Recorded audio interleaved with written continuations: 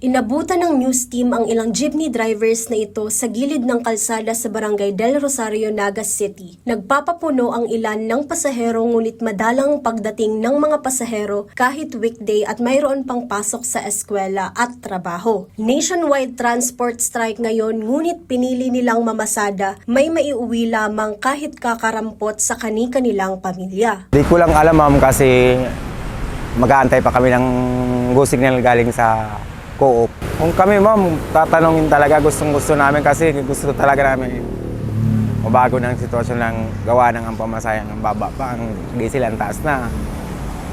Halos wala nang kaming naiuwi. Hindi. Dahil sa sobrang kamahalan ng produkto ng petrolyo, kaya tumigil muna sila kasi wala naman totally nakukuha yung mga driver. Nagsimula na sa Metro Manila ang pamamahagi ng fuel subsidy na hinihintay na rin ng mga tsuper sa Camarines Sur. Malaking tulong man umano ang pangako ng pamahalaang cash relief assistance, ngunit kulang na kulang ito lalo sa paglobo ng kanilang ginagastos. Samantala, nilinaw naman ng pamahalaan na ang listahan para sa cash relief assistance ay manggagaling sa Land Transportation Franchising Regulatory Board o LTFRB para sa mga benepisyaryo na kabilang sa ng mga Transportation Network Vehicle Services o TNVS kagaya ng jeepney drivers. Kaya naman payo ng ahensya na patuloy na tumutok sa mga susunod na anunsyo hinggil sa opisyal na listahan at kung kailan ipapamahagi ang cash relief assistance lalo na sa Bicol Region. Jem Garcia, CSN.